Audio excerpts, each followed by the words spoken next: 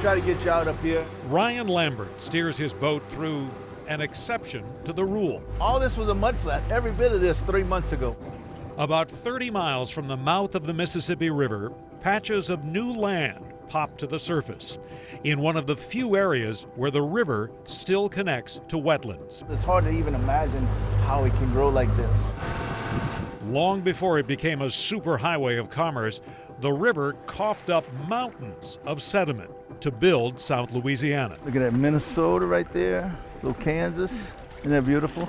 The river drains parts or all of 31 states and 2 Canadian provinces. But man messed up the plumbing. The river built Louisiana in the first place, and we levied it off, and we took the sediment away from our estuaries.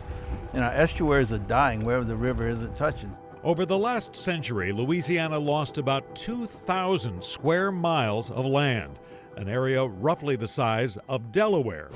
Here, in an unpopulated area where the river broke through its bank, environmental activists say the Mississippi once more builds marsh. The state's coastal director, Bren Haas, saw it for the first time about 5 years ago. There wasn't a whole lot of land here, to be honest with you. It was mostly open water, and it just didn't look as alive as it does now. But I mean, we're walking on pretty solid land here. This is solid land. This could, you could support a car or a truck on this if you were able to get it out here.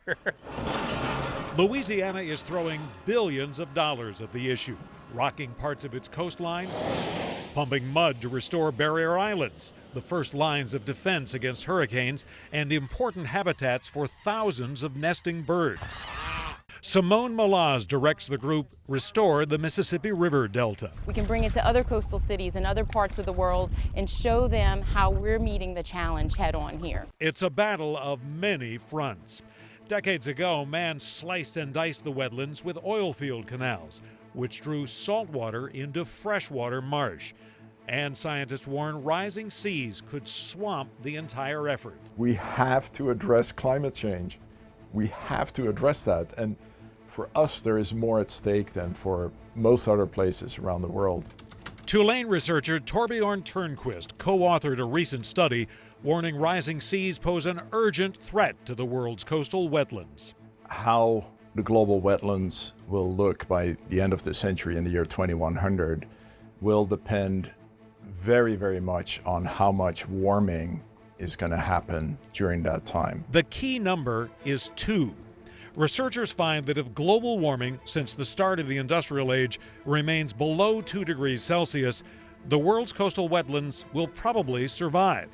Higher temperatures would likely lead to widespread collapse, with sea levels rising 1/4 of an inch per year, double today's average. Wetlands cannot keep up with those rates. They will probably drown within perhaps half a century. Turnquist looked at the geological history of coastal wetlands through other periods of rising seas. Sea level rise will continue, even in the best case scenario. But we still have an opportunity to prevent the rate of sea level rise to accelerate to, really dangerous rates. Louisiana's land loss so far has actually had little to do with what most people imagine when they think of rising seas. Instead, the concern here is relative sea level rise. Scientists tell us since 1900, the world's oceans have risen an average of 5 to 8 inches. Along parts of Louisiana's coast, the land subsided a few feet or more. Cut off from the river, the wetlands sank.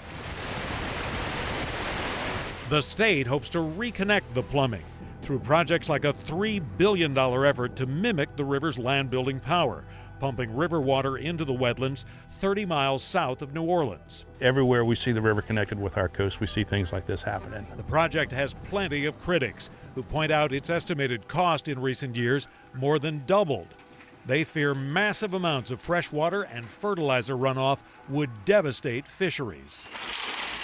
Oystermen have already signaled they plan to sue to try to stop the project. It breaks my heart to know that people just don't care that we're going to lose our livelihoods, even the state itself. Oyster grower Mitch Jurasich points out pumping mud builds land virtually instantly versus the years it would take for a diversion to produce results if it works. We won't be able to tell people I told you so, and the generation that comes up behind us won't know any better. There are even voices in the scientific community who believe the Delta is doomed, that the state's efforts to battle the seas amount to a fool's errand.